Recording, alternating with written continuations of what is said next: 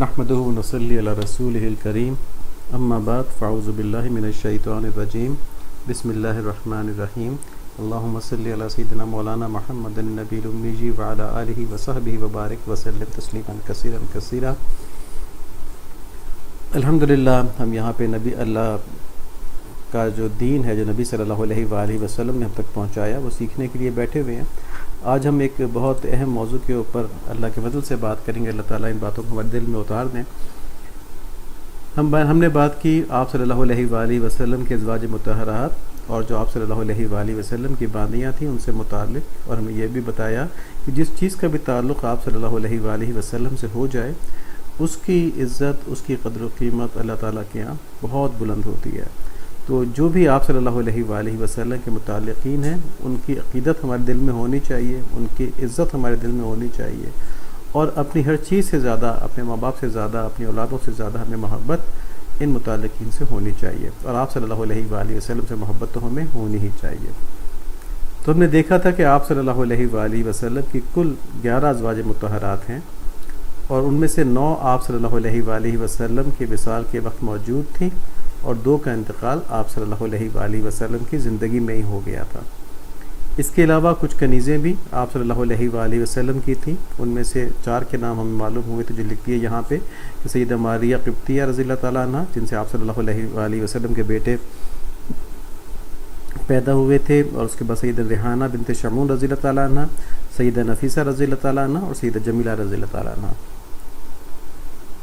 اللہ تعالیٰ ہمیں اپنے حبیب صلی اللہ علیہ وآلہ وسلم کے جملہ محبوبین کی کامل محبت نصیب فرمائے، ان سے عقیدت نصیب فرمائے، اور ان کی برکت سے ہماری دنیا اور آخرت دونوں کو خوبصورت فرما دیں، اللہم آمین۔ تو آج ایک اہم بات ہم نے یہ کرنی ہے کہ آپ صلی اللہ علیہ وآلہ وسلم کے، جیسے ہم نے بتایا کہ کل 11 نکاح ہوئے، جن میں سے 9 بیویاں جو تھیں وہ آپ صلی اللہ علیہ وآلہ وسلم کے وصال کے وقت آپ صلی اللہ علیہ وآلہ وسلم کے پاس موجود تھیں۔ اب مسلمانوں کو تو ظاہر آپ کے ہمارے نبی صلی اللہ علیہ وآلہ وسلم، اس میں کوئی اعتراض کی بات بنتی نہیں تھی، لیکن کفار نے بڑی جسارت کی اور آپ صلی اللہ علیہ وآلہ وسلم کے اوپر اس معاملے کے متعلق اعتراض کیا کہ آپ صلی اللہ علیہ وآلہ وسلم نے اتنی بہت سی شادیاں ایک وقت میں کیوں کر کے رکھی۔ کفار کے اس اعتراض کی وجہ سے جن مسلمانوں کا ایمان کمزور ہوتا ہے اور ان کے پاس دین کا مکمل علم بھی نہیں ہوتا، تو وہ بھی پریشان ہو جاتے ہیں، ان کے دلوں میں بھی وسوسہ آنا شروع ہو جاتا ہے۔ تو اس لیے اس بات کو واضح کرنا بڑا ضروری ہے کہ کسی کے دل میں ابھی یہ خیال نہ بھی آیا ہو تو وہ اپنے ذہن کو بھی اسے صاف کر لے، اور اگر کسی دوست کے، کسی سہیلی کے دل میں ایسا خیال ہے تو اس کو جواب دے سکیں۔ لیکن سب سے پہلی چیز تو یہ ہے کہ آپ صلی اللہ علیہ وآلہ وسلم کی حدیث مبارکہ ہے کہ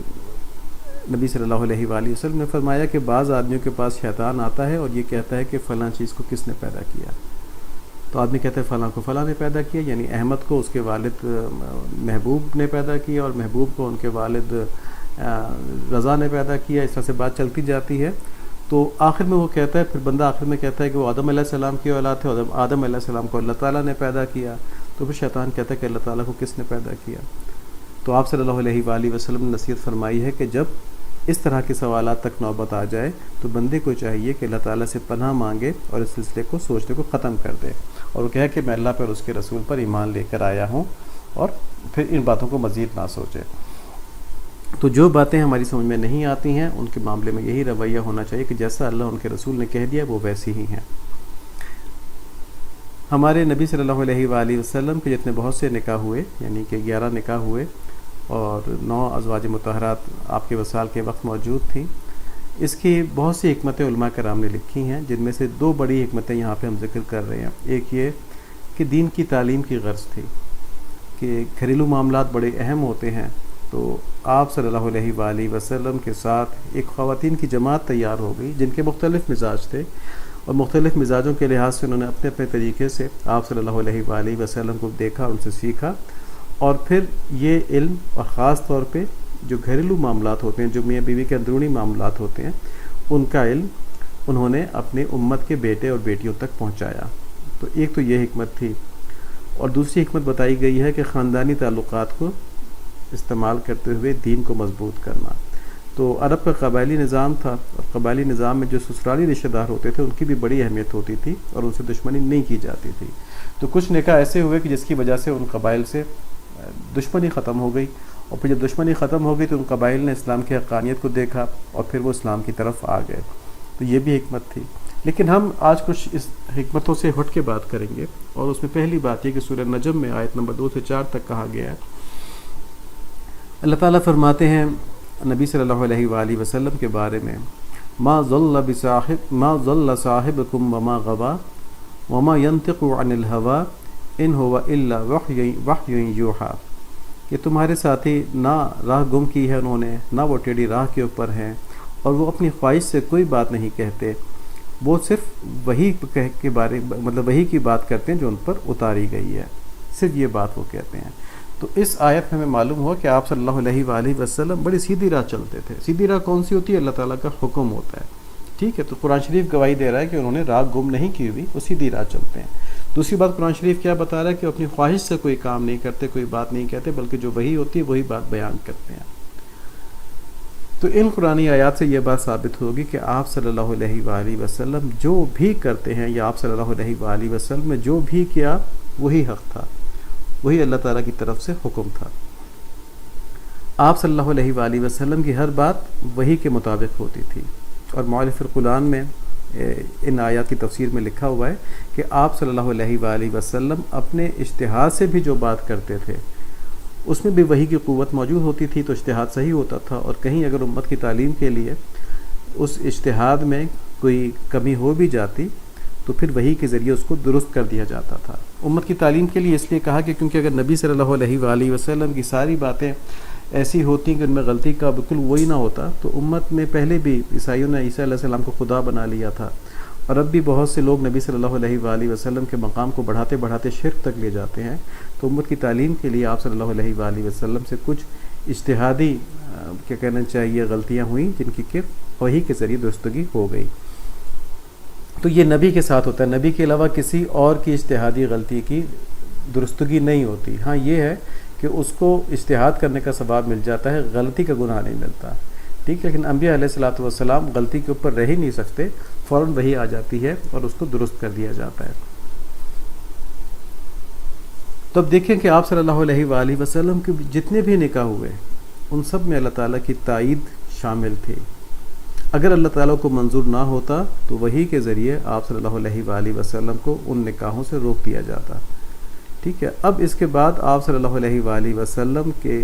متعدد یعنی کئی نکاح کے بارے میں کوئی وسوسہ اگر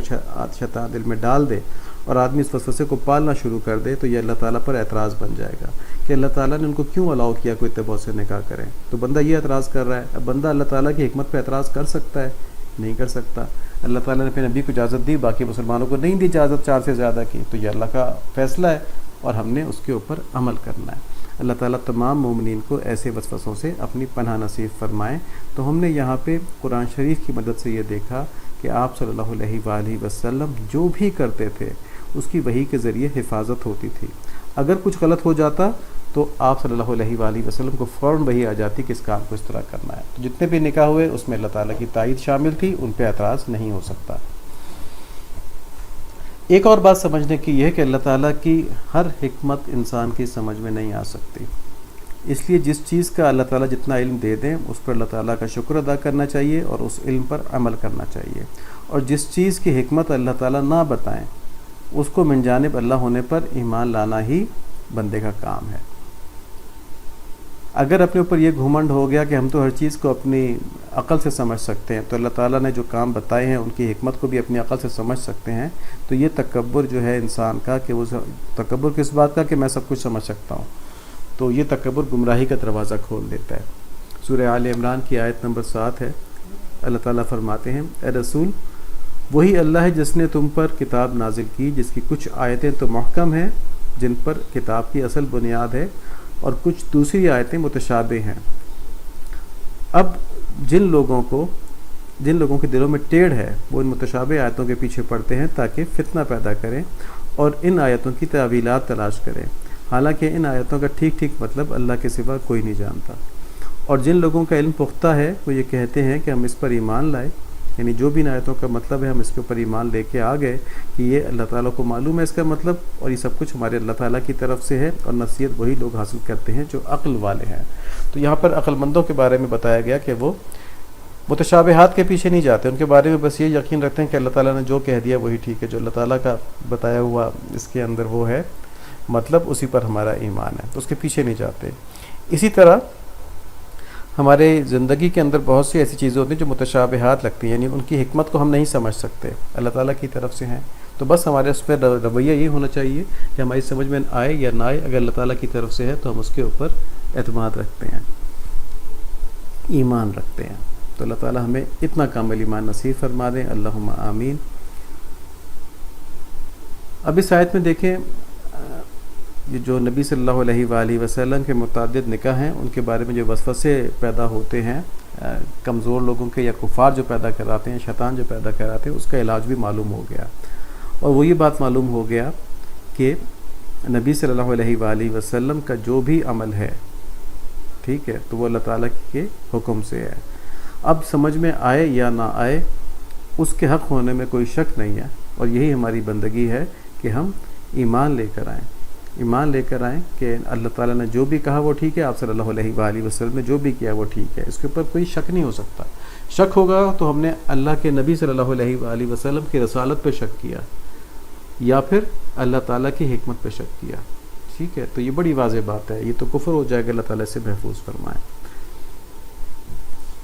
اب سوال یہ کہ وسوسے آتے کیوں ہیں اس قسم کی باتوں پہ؟ تو ہوتا یہ کہ انسان جیسا خود ہوتا ہے ویسی وہ دوسروں کو سمجھتا ہے، ٹھیک ہے، تو چنانچہ جو دنیا پرست ہوتا ہے وہ یہ بات سوچ ہی نہیں سکتا کہ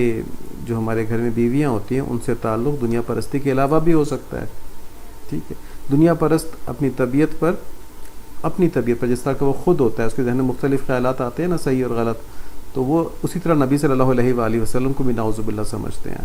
جیسے یہاں پر دنیا پرستوں کی خواہش ہو سکتی ہے کہ جی ہم بھی بہت ساری شادیاں کریں، تو وہ سمجھتے ہیں کہ نبی صلی اللہ علیہ وآلہ وسلم نے شادیاں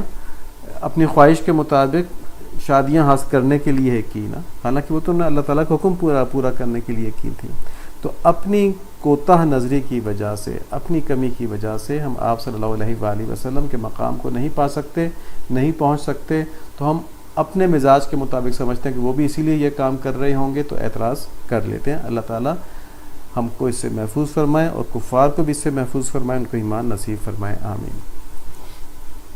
اب دیکھیں یہ تو مسلمانوں کے لیے بات ہو گئی کہ وہ اس کو اللہ کا حکم سمجھ کر اس کے اوپر عمل کریں۔ کفار کے لیے بھی ایک جواب موجود ہے، ٹھیک ہے۔ کفار کے لیے جواب یہ کہ آپ صلی اللہ علیہ وآلہ وسلم نے اپنی پہلی شادی 25 سال کی عمر میں کی، جب آپ صلی اللہ علیہ وآلہ وسلم بالکل جوان تھے، اور حضرت خدیجہ رضی اللہ تعالیٰ عنہ سے کی جو اس وقت 40 سال کی تھیں، یعنی 15 سال آپ سے بڑی تھیں، اور نہ صرف یہ کہ بڑی تھیں بلکہ بیوہ بھی تھیں، اس سے پہلے 2 مرتبہ شادی کر چکی تھیں، ان شوہروں سے بچے بھی موجود تھے۔ اس کے باوجود آپ صلی اللہ علیہ وآلہ وسلم نے ان سے شادی کی اور نہایت شاندار زندگی گزاری، صرف انہی کے ساتھ گزاری، اور ان کے انتقال کے بعد بھی آپ خیر کے ساتھ ہمیشہ ان کا تذکرہ فرماتے رہتے تھے، ٹھیک ہے۔ تو یہ شادی کے بعد کے 25-27 سال تقریباً آپ صلی اللہ علیہ وآلہ وسلم نے 25 سال آپ صلی اللہ علیہ وآلہ وسلم نے حضرت خدیجہ رضی اللہ عنہ کے ساتھ گزارے، اور وہ ان کی واحد بیوی تھیں، اور اس وقت آپ صلی اللہ علیہ وآلہ وسلم بالکل جوان تھے۔ ان کی وفات کے بعد نبی صلی اللہ علیہ وآلہ وسلم نے حضرت سودا رضی اللہ تعالیٰ عنہ سے 53 سال کی عمر میں شادی کی، اور وہ زیادہ تر اس لیے تھی کہ بچوں کی دیکھ بھال ہو سکے اور خاندانی امور سنبھال سکیں، تاکہ آپ صلی اللہ علیہ وآلہ وسلم نبوت کے کاموں کے اندر زیادہ توجہ دے سکیں۔ تو نبی صلی اللہ علیہ وآلہ وسلم نے جتنی بھی شادیاں اس کے بعد کی، یعنی 10 شادیاں ہوئی نبی صلی اللہ علیہ وسلم کی، وہ یہ اسی 53 سال کی عمر سے 60 سال کی عمر تک، کچھ کتابوں میں 52 سال لکھا ہوا ہے، کچھ میں 53 لکھا ہوا ہے، اور ان شادیوں کی وجوہات دینی اور معاشرتی تھیں اور کچھ سیاسی تھیں۔ اب آپ سمجھیں کہ بڑھاپے کی ساری شادیاں اللہ تعالیٰ کا حکم پورا کرنے کے لیے کی گئیں، ورنہ جو آپ کی جوانی کا دور تھا اس میں تو آپ نے صرف حضرت خدیجہ رضی اللہ تعالیٰ عنہ سے شادی رکھی، اور اس دور میں جب آپ 25 سال کی عمر سے لے کے جو نبوت تک کی عمر تھی 40 سال تک کی، اس میں آپ صلی اللہ علیہ وآلہ وسلم بہت مرتبہ اپنی معاش کی فکر چھوڑ کے، یعنی کہ کمانا کیا ہے، اپنے دوستوں کو چھوڑ کے، اپنی بیوی کو چھوڑ کے غار حرا میں چلے جاتے تھے اور لمبے وہاں پہ مراقبے کرتے تھے، کافی عرصہ وہاں پہ رہتے تھے، کئی دفعہ مہینہ مہینہ رہتے تھے، سامان لے جاتے تھے کھانے پینے کا، یہ حضرت خدیجہ رضی اللہ عنہا پہنچا دیا کرتی تھیں۔ اور یہ سب کچھ چھوڑ کے وہ کیوں بھی جاتے تھے وہاں پہ؟ اللہ تعالیٰ کی یاد ان کو تڑپاتی تھی، تو اللہ تعالیٰ کو پانے کے لیے وہاں جاتے تھے۔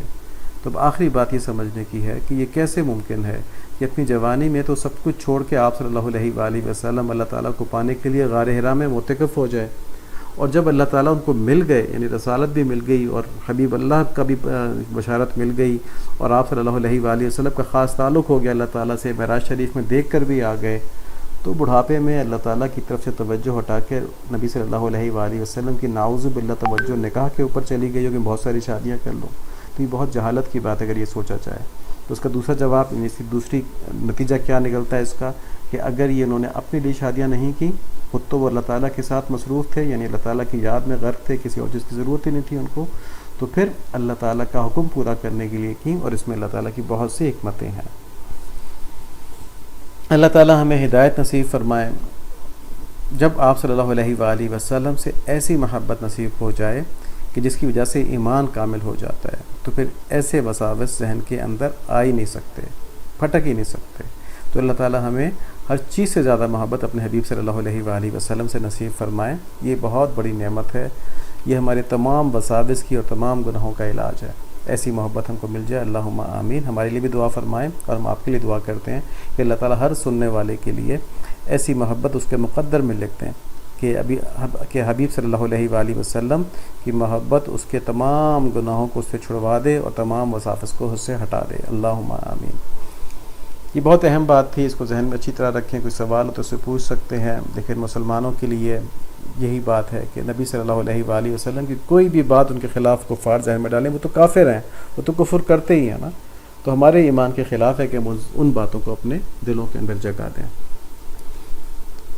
بچوں کو آج کل ایمانداری کے بارے میں بتایا جا رہا ہے، یہ بہت اہم وصف ہے، اور معاشرہ جو ہے پورا اس ایمانداری کی بنیاد کے اوپر کھڑا ہوتا ہے، آپس میں تعلقات جو ہوتے ہیں وہ اسی امانت داری اور ایمانداری کی بنیاد پر کھڑے ہوتے ہیں، اسی سے معاشرہ بھی ترقی کرتا ہے، اسی سے افراد بھی ترقی کرتے ہیں۔ آج ہم نے ایک اور بات دیکھی کہ صداقت یعنی سچائی، اور دیانت داری یعنی امانت داری یا ایمانداری، یہ آپ صلی اللہ علیہ وآلہ وسلم کا خاص صفات ہیں، اور نبوت ملنے سے پہلے بھی لوگ آپ کو صادق اور امین کہتے تھے، سچا اور امانت دار کہتے تھے۔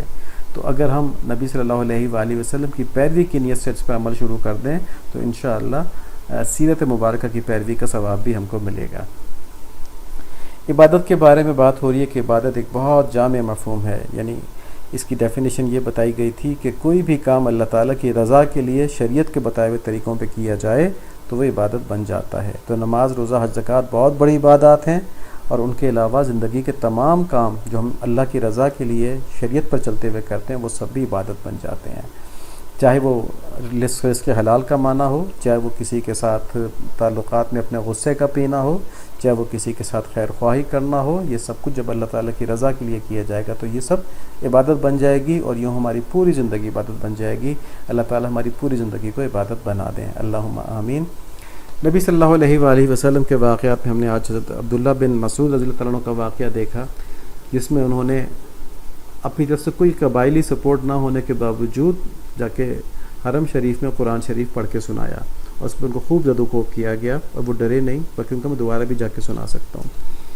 تو جن کا ایمان کامل ہو تو دنیاوی سامان نہ ہونے کے باوجود انہیں اللہ تعالیٰ کی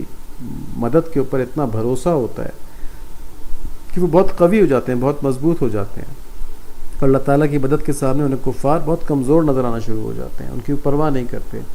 جب خالد بن ولید رضی اللہ عنہ کا ایک واقعہ ہے نا کہ وہ ایک جگہ لشکر پہ حملہ کرنے جا رہے تھے، بہت کم، بلکہ انہوں نے کہا تھا میں اکیلے چلا جاتا ہوں ان کو تباہ کرنے کے لیے، تو صحابہ نے کہا نہیں ایسا نہیں سوچتا، کچھ لوگ ساتھ لے کے جائیں۔ تو اس وقت انہوں نے کہا تھا کہ یہ لوگ تو مردہ ہیں، کافروں کے بارے میں تو قرآن شریف میں آیت ہے کہ یہ مردہ ہیں، تو مردوں سے میں کیوں ڈروں، میں تو زندہ ہوں، مسلمان ہوں۔ تو اتنا آدمی کے اندر قوت آ جاتی ہے ایمان کی وجہ سے۔ پھر ہم نے دیکھا کہ آپ صلی اللہ علیہ وآلہ وسلم کو ابو جہل نے بہت زیادہ صدمہ پہنچایا، بہت ان کی حد تک کی، اور وہ مردود تھا، اس کے اوپر یہ مہر لگ چکی تھی کہ وہ اس طرح کے جرائم کر کے دوزخ میں جائے گا۔ تو آپ صلی اللہ علیہ وآلہ وسلم کے صبر کا امتحان تھا۔ دیکھیں اتنی باعزت شخصیت کے مکہ مکرمہ کا بچہ آپ کو صادق اور امین کہہ کے پکارتا تھا، جہاں جاتے تھے لوگ عزت کرتے تھے آپ کی۔ اور ان کو اللہ تعالیٰ کا حکم پورا کرنے کے لیے اتنی سخت اہانت کا سامنا تھا، اور انہوں نے برداشت کیا، ٹھیک ہے، ایک قدم پیچھے نہیں ہٹے، اللہ تعالیٰ سے مدد مانگتے رہے اور وہی کرتے رہے۔ تو ہمیں اس نمونے کے اندر یہ سبق ملتا ہے کہ دین کے اندر جتنی مشکلات آ جائیں اللہ تعالیٰ ہمیں مشکلات سے بچائیں۔ سب سے بڑی مشکل ہمارے لیے کیا ہے؟ کوئی کافر آ کے ہمیں دین پہ چلنے سے نہیں روکتا۔ سب سے بڑی مشکل ہمارے لیے ہے کہ ہم اپنی خواہش جو ہے، جو ناجائز خواہشات ہیں، ان کو قابو پا لیں، ٹھیک، ان کی وجہ سے دین کو برا نہ کہیں، بلکہ ان کو چھوڑنے سے جو دل پہ ہمارے بوجھ پڑتا ہے نا، اس پہ اللہ تعالیٰ سے اجر کے طالب ہو جائیں کہ یا اللہ میں نے آپ کی خاطر چھوڑ دیا، میرا دل بڑا بے چین ہے اس کام کے لیے، لیکن کیونکہ آپ کا حکم نہیں اس لیے میں نہیں کر رہا یا نہیں کر رہی، تو آپ اللہ تعالیٰ میری اس میں مدد بھی فرمائیں، مجھے اس پہ اجر بھی نصیب فرمائیں۔ تو دین کے لیے قربانیاں دینا ہمارے لیے تو یہی ہے کہ ہم نے کون سا جہاد پہ ہم جا رہے ہیں کہ ہم اپنی خواہشات، جو ناجائز خواہشات ہیں، ان کو دین کے لیے توڑ دیں۔ ابو جہل کی طرف سے جب مصیبت آپ صلی اللہ علیہ وآلہ وسلم پر آئی کہ اس نے بہت سخت آپ صلی اللہ علیہ وآلہ وسلم کو صدمہ پہنچایا اپنی بری حرکتوں سے، تو اللہ تعالیٰ نے اس صبر کے بدلے میں آپ صلی اللہ علیہ وآلہ وسلم کو قریش کے سردار اور انتہائی طاقتور پہلوان حضرت حمزہ رضی اللہ تعالیٰ عنہ، ان کی صورت میں مدد بھیجی۔ حضرت حمزہ رضی اللہ تعالیٰ عنہ دونوں ہاتھوں سے تلوار چلاتے تھے، ٹھیک ہے، ان کا خاص ان کی اسکل تھی، شاید تاریخ میں کم ہی ایسے لوگ ہوں گے کہ وہ دونوں ہاتھوں سے تلوار چلایا کرتے تھے، تو ان کے مقابلہ کرنے کی کسی کی ہمت نہیں ہے۔ اور جب حضرت عمر رضی اللہ عنہ ایمان لینے کے لیے آئے تھے، تب بھی باقی صحابہ جو تھے انہوں نے کہا تو عمر آ رہے ہیں، تو تھوڑا سا وہ مروب ہو گئے تھے، لیکن حضرت حمزہ رضی اللہ عنہ نے فرمایا کہ آنے دو، اگر خیر سے آ رہے ہیں تو ٹھیک ہے، اور اگر کوئی برا ارادہ ہے تو انہی کی تلوار سے ان کا سر قلم کر دوں گا۔ تو اللہ تعالیٰ نے اتنی بڑی مضبوط مدد اللہ تعالیٰ نے اپنے نبی صلی اللہ علیہ وآلہ وسلم کو بھیج دی۔ خلاصہ یہ ہوا کہ صحابہ رضوان اللہ علیہم کو آپ صلی اللہ علیہ وآلہ وسلم سے اپنی جانوں، مالوں اور اولادوں سے زیادہ محبت تھی، اس لیے